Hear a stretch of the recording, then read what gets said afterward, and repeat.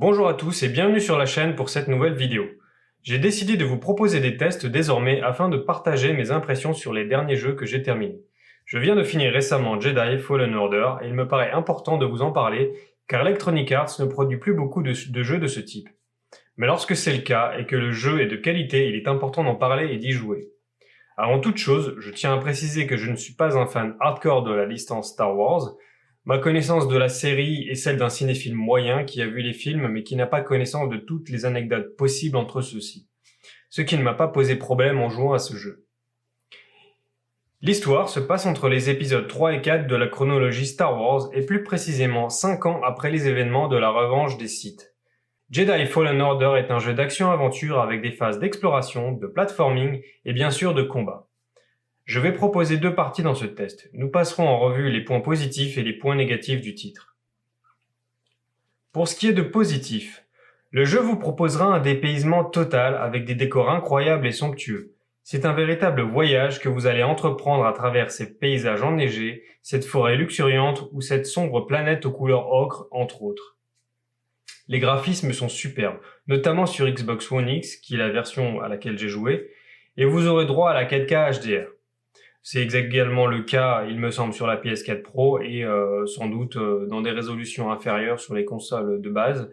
Et selon votre configuration sur PC, vous pourrez régler les paramètres sans doute en 4K, peut-être même 60 images secondes. On a également droit à de beaux et nombreux effets de particules. L'histoire est intéressante, bien rythmée et propose des séquences épiques que je ne vous spoilerai pas ici, mais j'adore lorsque le gameplay transitionne de manière fluide avec les cinématiques, comme c'était le cas sur un titre comme God of War. L'exploration est fun et encouragée par la manière dont le level design est construit. Il y a peu d'indications, vous avancerez et vous utiliserez votre map 3D. Sachant que vous n'aurez accès au début qu'à certaines zones en fonction des compétences que vous aurez acquises au fil de l'histoire.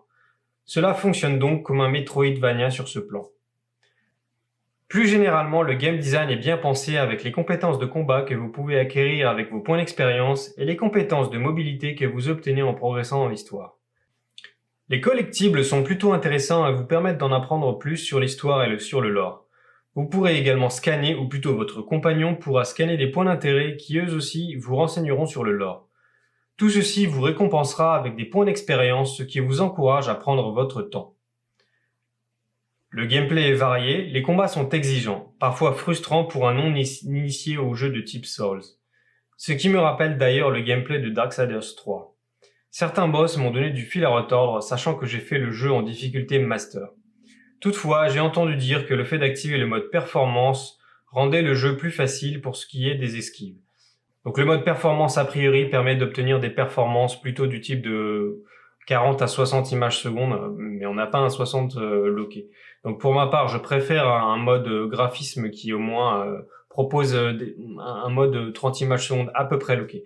C'est loin d'être parfait, on en parlera dans les points négatifs. Donc j'ai pour ma part joué l'intégralité du jeu en 4K HDR à 30 images par seconde qui est le réglage par défaut. Un autre point positif donc, la bande son, que ce soit les musiques, les effets sonores ou le doublage français qui sont de très bonne qualité. Les musiques ne sont pas présentes en permanence mais s'intensifient dans des moments spécifiques. J'aurais aimé personnellement qu'elles soient un peu plus présentes tout au long de l'aventure mais c'est mineur. Lorsqu'elles s'intensifient, les musiques sont très belles et totalement dans l'ADN des Star Wars, ce qui contribue à renforcer l'atmosphère du jeu. Enfin, le dernier point positif que je voulais relever, c'est le système de map 3D qui est un bon point mais imparfait. On en viendra dans les points négatifs à l'instant. Donc venons maintenant au point négatif. Alors le jeu présente encore des bugs près de 8 mois après sa sortie, de type clipping, popping, etc. Ce qui est un peu décevant après autant de temps passé après la sortie du jeu. On pourrait s'attendre à un petit peu plus d'efforts. Je crois qu'il y avait encore plus de bugs à la sortie, que une majeure partie a été résolue, mais ça peut encore sortir un peu de l'expérience quand on a ce type de bug aussi tard après la sortie du jeu, d'autant qu'il a été bien reçu commercialement, donc des ressources ont dû être allouées pour un petit peu le patcher, voilà. Il y a encore ces éléments-là. J'ai également eu un bug d'une phase de QTE contre un boss, donc je vous explique sans vous spoiler le combat. Après avoir initié donc cette phase de QTE et donc l'animation qui accompagne l'action sur le bouton, mon personnage s'est mis à sauter sur place comme en phase de combat normal, puis immédiatement après à nouveau en phase de QTE. Donc ça sort un peu de l'expérience, c'est un peu étrange, ça donne l'impression que qu'on n'est pas tout à fait dans un triple A et pourtant c'est le cas, hein, mais bon. Voilà, donc il faut le savoir. Peut-être, je sais pas si c'est présent sur toutes les plateformes aujourd'hui. Est-ce que c'est mieux patché sur PC? Je ne sais pas. En tout cas, je parle de mon expérience sur la Xbox One X. Voilà.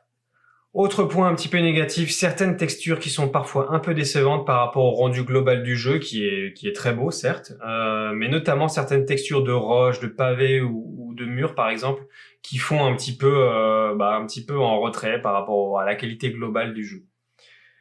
Certaines phases de platforming également qui sont hasardeuses, notamment certaines glissades. Je ne parle pas ici des phases d'escalade qui ne posent pas de problème particulier. Voilà, il y a des phases de type Uncharted qui ne posent pas de problème particulier. On escalade, on monte un peu à la Tomb Raider, effectivement. Il y a d'autres phases de glissade où vous devez vous raccrocher à des cordes, etc., qui sont plus hasardeuses. Vous verrez de quoi je parle quand vous jouerez au jeu. C'est un petit peu étonnant, voilà, un petit peu à tâtons quand on fait ces phases-là, donc c'est un petit peu décevant. Je reviens sur la map 3D, qui est intéressante, qui est une bonne idée, mais qui n'est toujours pas évidente à lire. Elle pourrait être améliorée, je pense, dans une suite, avec par exemple un système de jeu de couleurs pour identifier les différents niveaux, la verticalité des niveaux, parce que bien souvent on a, notamment sur les planètes les plus grandes, vous avez une carte globale on vous affiche tout d'un coup. Et vous avez les différents niveaux, donc 1, 2, 3, superposés. Et parfois, c'est complexe à lire. Il aurait été bien peut-être de proposer un système de couleurs avec tous les niveaux 1, je sais pas, en jaune, niveau 2 en vert, niveau 3 en rouge, quelque chose d'un peu plus facile, voilà, à lire comme ça un peu rapidement. C'est aussi un petit peu compliqué de lire cette carte et de se dire, je veux aller là, à tel endroit, comment je fais, quel est le meilleur chemin, c'est pas toujours évident. C'est sans doute mieux que de proposer des maps 2D qui seraient compliquées à recoller les unes aux autres, ou de faire un espèce de GPS qui nous guide. C'est vrai que c'est une bonne chose de n'avoir pas mis de GPS dans ce jeu-là. Ça pousse à l'exploration et on a un sentiment d'immersion et le ressenti global est amélioré, je trouve. Voilà donc pour les points positifs et négatifs et nous arrivons donc au verdict. Donc je donne à Jedi Fallen Order un 8 sur 10. Le jeu est très bon et ce jeu de type solo narratif doit être soutenu afin que d'autres titres aussi ambitieux continuent à être produits et non pas des jeux bourrés de microtransactions. Mais il est vrai qu'il aurait pu être encore meilleur sans ces quelques soucis techniques qui existent encore 8 mois après sa sortie. Je vous encourage à y jouer. Vous pouvez désormais trouver le jeu à prix réduit chez certains vendeurs en version physique ou dématérialisée. Il semblerait également qu'une suite soit dans les tuyaux, même si cela n'est pas encore tout à fait officiel. Electronic Arts aurait évoqué le début d'une franchise. Espérons que la suite se construira sur les bonnes fondations construites ici et ne dénaturera pas l'essence du premier jeu avec des microtransactions ou des Battle Royale. C'est tout pour aujourd'hui, j'espère que ce test vous a plu. Si c'est le cas, merci de laisser un petit pouce bleu et de vous abonner à la chaîne. Et à bientôt pour d'autres vidéos.